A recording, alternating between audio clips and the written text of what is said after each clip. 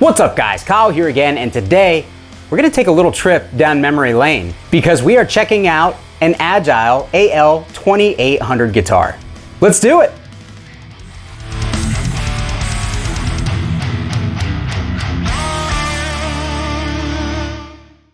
Alright guys, hope you're doing great out there today. If this is your first time here at my channel, my name is Kyle. What I do is I take awesome high gain amps, guitars, cabs, speakers, pickups, pedals, overdrives. I record them with a simple SM57 setup, and I give you guys the unprocessed audio on your end. So if you're into East or thrash riffs, dropsy hardcore riffs, and dudes that talk like aspiring auctioneers, you're in the right place. Consider hitting the like button on the way out and subscribing so you don't miss any more of my stuff. Thanks. Alright guys, so today we are checking out a guitar that very much takes me back in time. Back in 2010, when I first started really kind of diving into the world of gear, going down that rabbit hole, I was kind of fascinated with budget gear at the time because frankly, it's all I could really afford. And if you guys are familiar with me and my channel, you know that I'm a bit of a hoarder. And when I find something I like, I tend to like to get a lot of it. So early on in my guitar gear collecting journey, I found out that I really liked Les Paul or single cut shaped guitars. And at the time that I had really started diving into the guitar gear world, I did not make a lot of money. It was late in 2010 and I had just come home from a 1-month US tour with my band at the time. And while I was on tour, I had actually picked up a cheap Epiphone at Guitar Center loaded with EMGs that I really liked. And I had gotten the chance to play through some different gear that I had never really gotten a chance to mess around with before. One of those things being a 6505, which was one of the first things on my list to purchase once I returned home, and I did. But while I was out, I also saw a variety of just cool guitars, and it made me feel like my Jackson Dinky and my Epiphone G400 just weren't cutting it. So I started diving into the world of affordable import guitars. And naturally in 2010, Schecter and LTD were extremely popular, especially their single cut models, the Solo and the EC line from LTD. I promptly picked up a couple of LTD EC1000s used from eBay for somewhere around $400 at the time. And I really loved those, but I kind of found myself looking at more traditional looking Les Paul style guitars, as I just kind of loved the, slightly more classic vibe of those compared to the really gaudy, really sharp EC1000s, as at that time all of the Schecter and LTD guitars were just kind of blinged out with abalone and kind of ridiculous looking back. So knowing that I wasn't going to be able to afford a Gibson anytime soon, and frankly didn't really have too much interest in them anyways because of the price range, I started looking at Epiphone guitars, and I wasn't finding a lot of people who were speaking highly of them. But what I was seeing is a lot of people who were looking at Epiphone guitars. Many other posters were suggesting that they'd take a look at Agile guitars instead, as these people were saying that Agile guitars were a better quality product than Epiphone, and they were cheaper to boot because they were sold basically factory direct. So immediately my interest was piqued and I went over to rondomusic.com. Rondo Music is the host or the distributor, I guess you will, of Agile guitars, as well as other brands such as Hadeon, I believe it is, and SX. You've probably seen these around on your local Craigslist if you scour for gear pretty often, and they're all just budget import lines. But Agile was kind of like the crown brand for Rondo Music because they were made in Korea and they were often spec'd out with really nice features, especially for the price. I also landed on Agile Guitar Forum, where another fellow YouTube content creator kind of got his start, Agufish. He used to hang around that forum quite a bit, and at the time I didn't know who he was, and then I saw his videos down the road. But that forum was really helpful. There were a lot of people who were really passionate about cheap budget gear and finding good deals and basically getting the most for your money, and that's still something that I'm really into to this day. So before long, I had probably 5-6 Agiles in my collection because I was finding them used on eBay for pennies, or I was buying them used off the Agile Guitar Forum for, sometimes under $200 for a used, really nicely spec'd guitar. And I played and enjoyed them for a long time. I still miss one of those Agiles. It was an AL3100 Blue Flame that came stock with EMGs, and even though I didn't like EMGs at the time, I just really bonded with that guitar. Yeah, I miss it. I would like to get another one for sure. And then I went through a little bit of a financial setback around 2015 and ended up selling pretty much everything that I owned, save for a couple of Gibson Les Paul Studios, my 6505, my XXX, and my Mesa cab. That's all the gear that I had in 2015. And sadly, my last Agile went out the door in that time frame as well, and I don't think that I have owned one since. Which finally brings me to this guitar. This is an Agile AL 2800 in silver burst. And this guitar, new from Rondo Music when they were still selling this model. They haven't sold this model in some years, but this guitar was $330 brand new. Now, some of the specs on this thing include a mahogany body. It has a one-piece maple neck. It's got full body binding. It has block inlays. It says on the website that it has jumbo frets, or that it shipped with jumbo frets, but these frets are absolutely tiny. So either they have been leveled at some point, or they just lied about the specs. The specs weren't always super accurate on the Rondo website, unfortunately, so some of their runs would include like little one-off weird stuff here and there, and it wasn't uncommon for the specs on the site to not fully match up with the guitar, but otherwise, these were a really nice quality budget instrument at the time. Now, since it looks like Rondo has pretty much done away with everything under their flagship lines, which are the 3200 MCC and the 3100 MCC, but Agile stuff on the used market has really kind of skyrocketed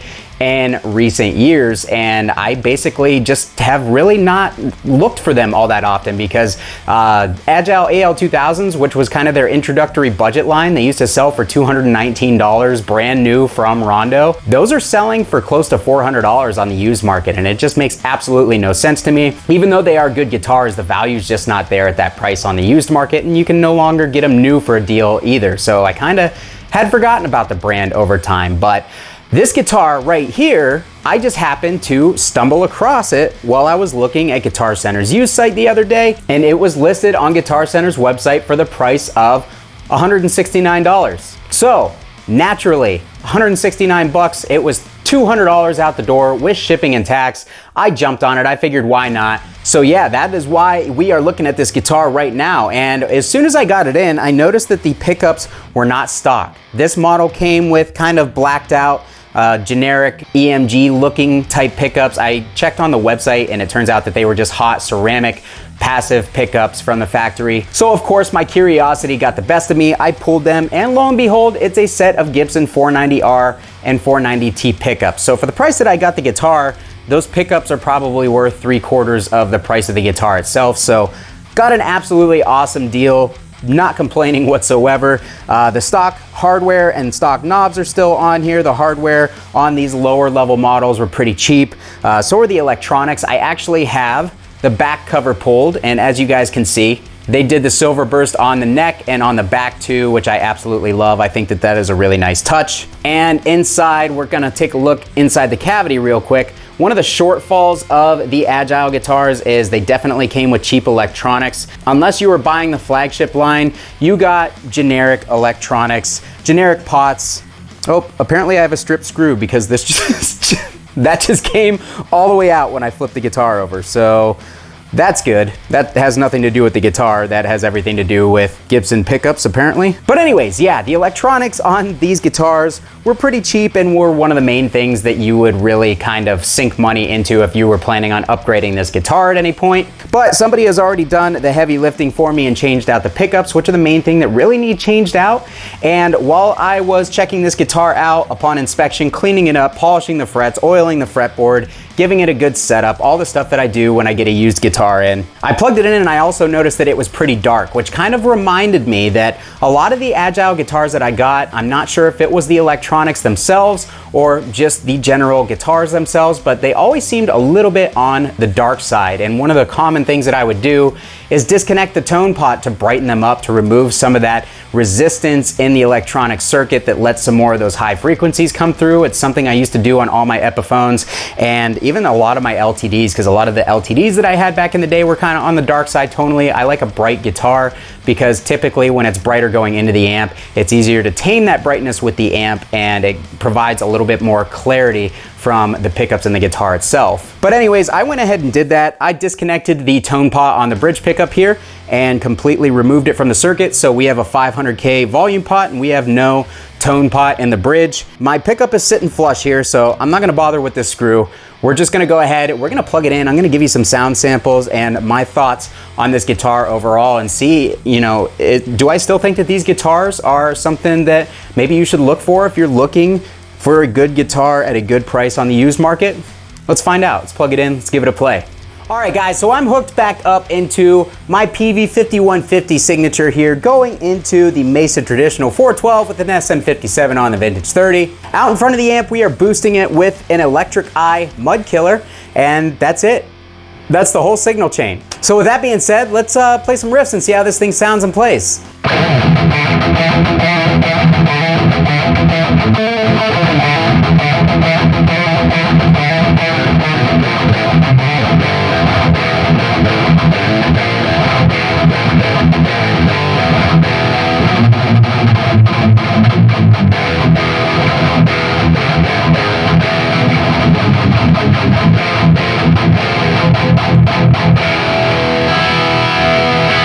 Alright guys, so when I first got this guitar in the other day, the intonation was pretty far off and the neck had a massive bow in it, and I am still slowly trying to work that out. If you guys have ever set up a guitar yourself, you know it takes some time, especially if a guitar has been left in a state where it's really backbowed or it's really overly tensioned and it's got a bump in the neck. Sometimes that takes a little bit of time to work out. Even after you make the truss rod adjustments, it takes a little bit for that wood to kind of settle into the right position. So right now I have just a tiny up curve towards the end of the fretboard here, and that's why you're hearing a little bit of fretboard or fret noise, I guess you could say.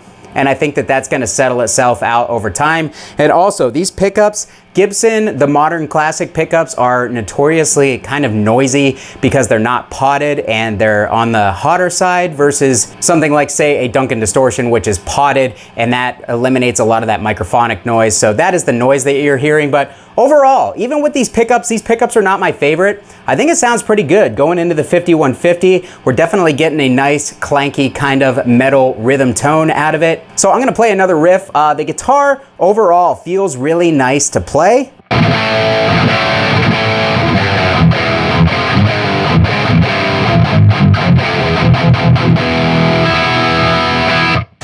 The frets being so short and close to the fretboard, it actually makes the action feel really nice, but it makes the strings kind of feel a little bit looser. It almost feels like there's a little bit less tension, even though these are the same size strings that I play on all of my Gibson Les Pauls. So the guitar feels a little bit more noodly, I guess, so maybe even bumping up the string gauge would make it a little bit more comfortable for me. But overall, it plays really nice. You would never think that this is a $330 guitar, brand new from the factory, with how nice this plays.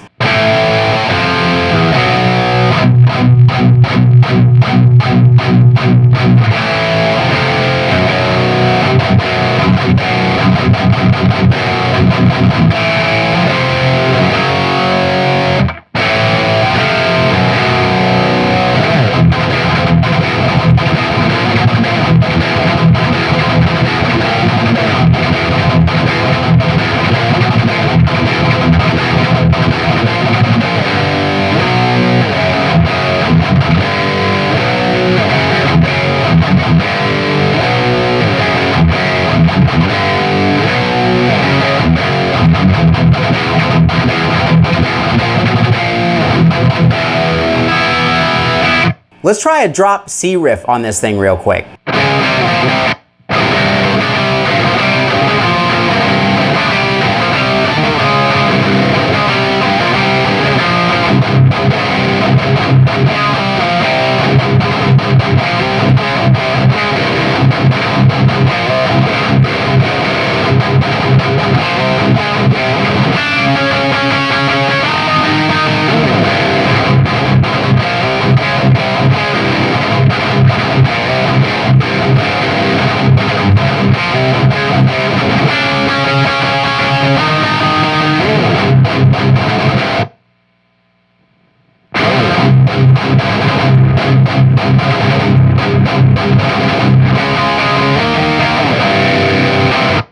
All right, so for the hardcore stuff, not bad. These pickups have a little bit of a kind of a weird like upper mid frequency that really stands out. It makes it sound really stringy, so not great for the hardcore stuff because it sounds a little thin on those upper notes. But yeah, I'm having a lot of fun playing this guitar. Let's try it on my Splawn Quick Rod, which is sort of like the ultimate thrash metal modded Marshall JCM 800. Let's check it out.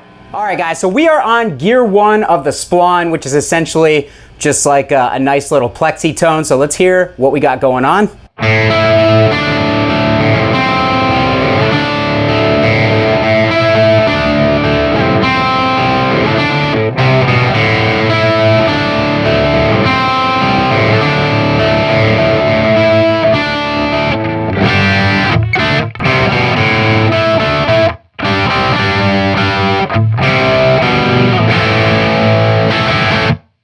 All right, that's all well and good, but let's go ahead and move on over to the high gain stuff. We're gonna flip it into mode 3, which is essentially like a modern hot rodded Marshall style tone. We're also gonna kick in the Boss SD1 Wazacraft and give it a little boost from an EQ pedal, just a volume boost, because these pickups are kind of weak and the splawn is not super saturated.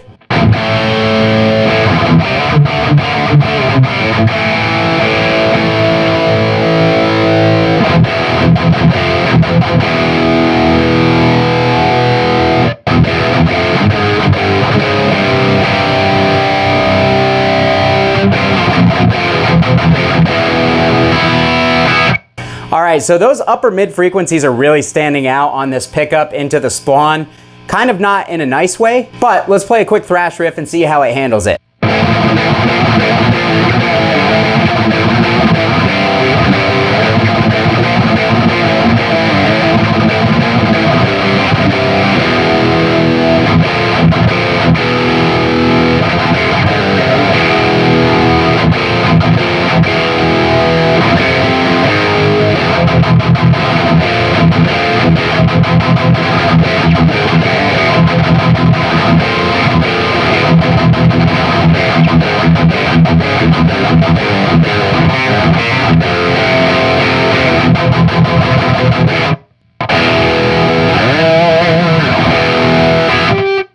We're getting a lot of noise through this thing for sure, but yeah, overall, the guitar plays awesome.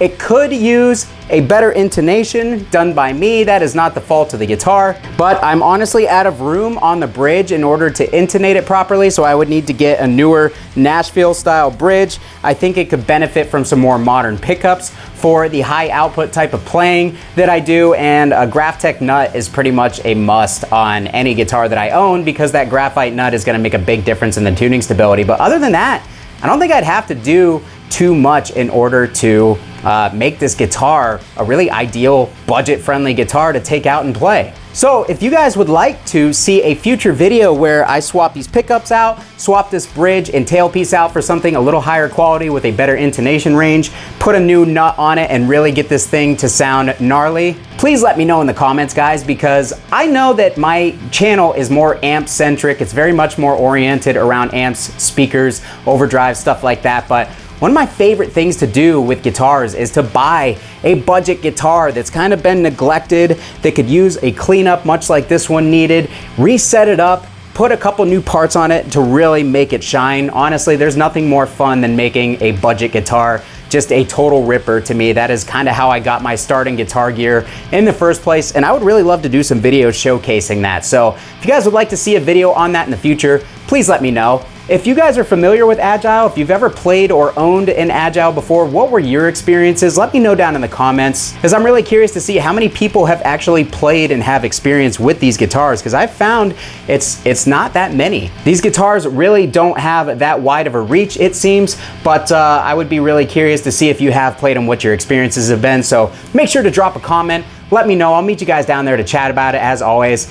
If you do want to see that future video and you want to support my channel, down in the description of this video are all my affiliate links, including my Sweetwater affiliate link. When you buy something through Sweetwater, I get a little kickback and it costs you nothing extra, and I can then take that money and put it into future guitar upgrade videos and other stuff for the channel. So it would really be appreciated if you want to support it. I also have a Cash App donation link, and I have merch down below the description of this video if you want to pick up some belligerent amateur merch. All that stuff helps the channel out greatly. Or you could consider adding your name to this list of incredible people by joining my Patreon community and supporting the channel that way. I would really appreciate it. And as an added side effect, I'll love you forever, whether you want me to or not. Thanks so much for watching, guys. If you liked the video, hit the like button on the way out, as it really does help me. Consider subscribing so you don't miss any of my future uploads. Kyle here again. We'll see you next time.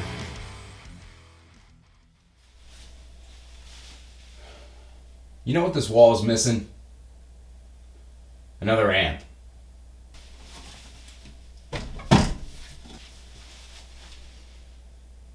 There we go.